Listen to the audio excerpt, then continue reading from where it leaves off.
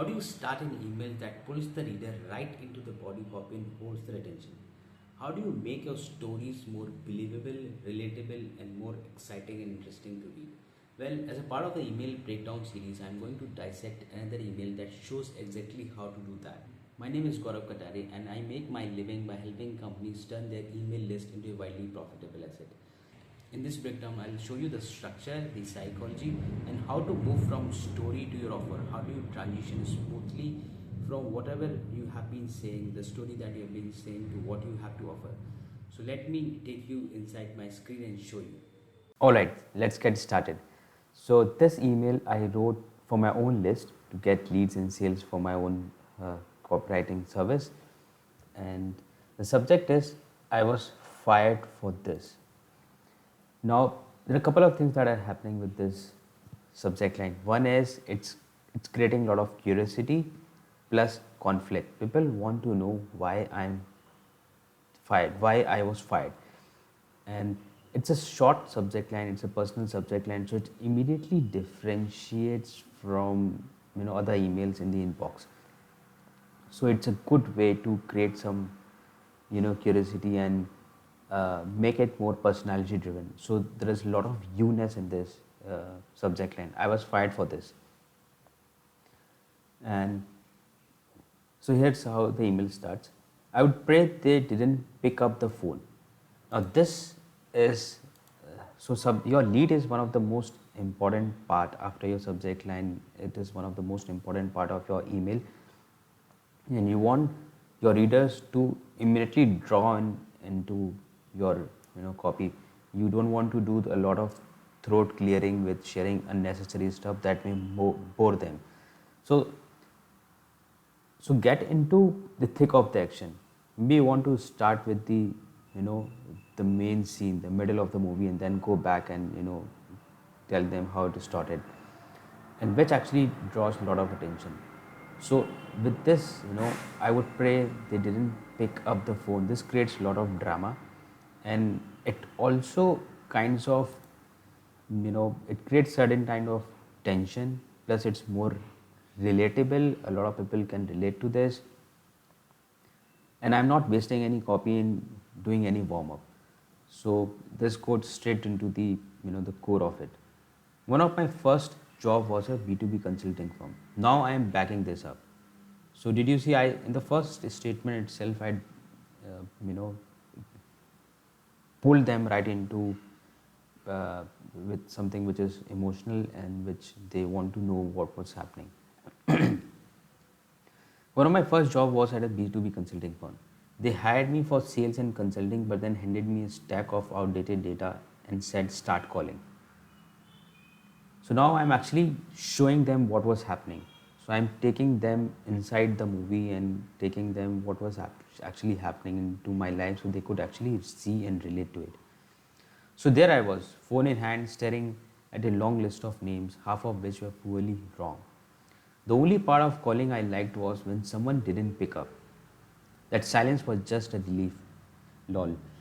So why did I use this word lol here? Because I want to lighten up things, because even though I'm telling this story about my past or what has all went wrong, but I'm telling from the future Gaurav how he's looking those things, and I just want to make it more. I want to lighten up. I don't want to get into make it too serious for the reader. When they did pick it up, it was ugly. Hi, I'm Gaurav, calling you from XYZ. We are launching our business breakthrough program for CEOs. I'm in recruitment, she said. I had no script, no strategy, and no clue. 6 months later, I was packing up my desk, fired for non performance. Haha. So this is, I'm trying to be vulnerable, trying core emotions, and I'm confessing that I didn't know what was doing. I was clueless. I had no strategy, no script, and then because of which I was fired 6 months later. I was packing my desk, and these concrete details make the emails more interesting and more believable, and this is how, when you share real emotions, with a lot of truthness to it, it there is authenticity to it, people connect with it.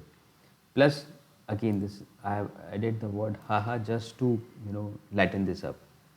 After that, I bounced between jobs.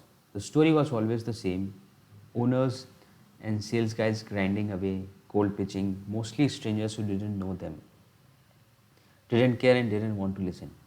But then I landed at a startup that did things differently. Now, this is the turning point. This is a classical story, framework. There is a problem, there is a turning point, and then there is a solution. So this line shows the turning point. So I'm creating a setup of what is coming next. So there is a lot of curiosity building here. Plus, the big contrast between the old way of doing things and the new way of doing things that works. So people want to know what's that new way of doing things. The sales guy didn't talk to blank faces. Instead, they met people who would read the emails or watch the videos and already kinda knew them. Conversation started with, I have been following your emails for a while, instead of who you are.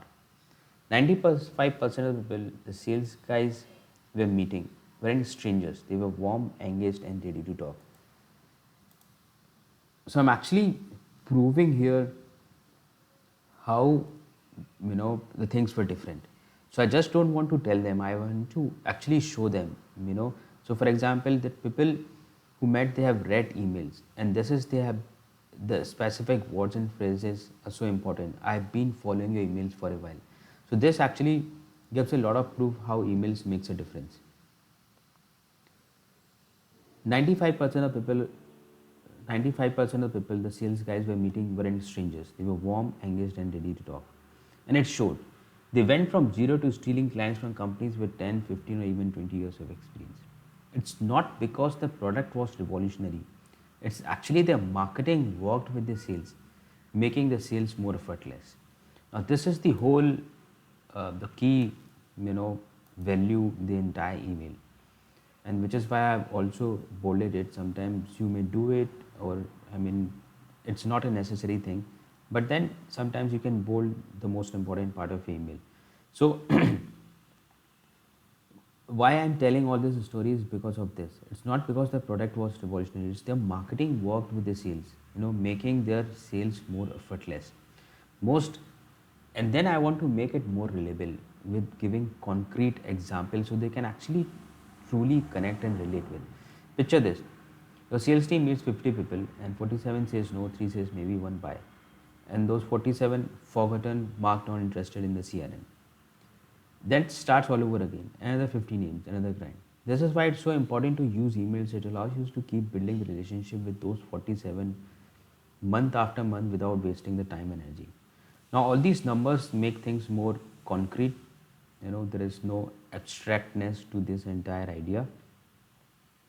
And then I'm now, this is how I'm moving from problem, the entire thing, to solution. So there is a natural segue, there is a natural transition from here to just imagine your sales guys meeting someone who already knows your story. Now the word just imagine is there is a lot of thought process into it. It's actually one of the good way to transition into what you want them to. So just imagine your sales guys meeting someone you already know your story. So just imagine is used to naturally move people into thinking how it will look like when their sales guys meet someone who already has known them. Someone has already read 10, 20, 50 of your emails. Someone who says, I've been meaning to talk to you. So instead of chasing, you will be connecting, and it makes all the difference. Now there is a natural transition again here. If you want to know, it's a good way to move from all the lessons and everything and the solution pitching to actually pitching your call to action. So if you want to know how to write simple emails that gets you lead sales and repeat sales consistently, then join me live for this 2-hour webinar on how to write emails that sells. So this is directly linked to the story, and you can see there are multiple transitions that I have used to make the flow. So the whole email, if you look at the story, it starts with drama, and then I'm actually writing the emails, I'm going into the showing what was happening in my life, the entire problem and everything.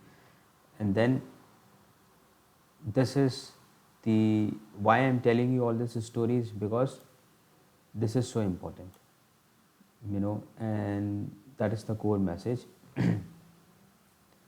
And then once you know what I'm trying to say in terms of creating the importance of the emails and then showing it with concrete specific details, there's a natural transition to my offer. So if you want to know how to write simple emails that gets you leads, sales and repeat sales consistently, then join me. The most important part of the email is to show, not just tell, and bring concrete details that makes the email, the entire story more believable and more relatable.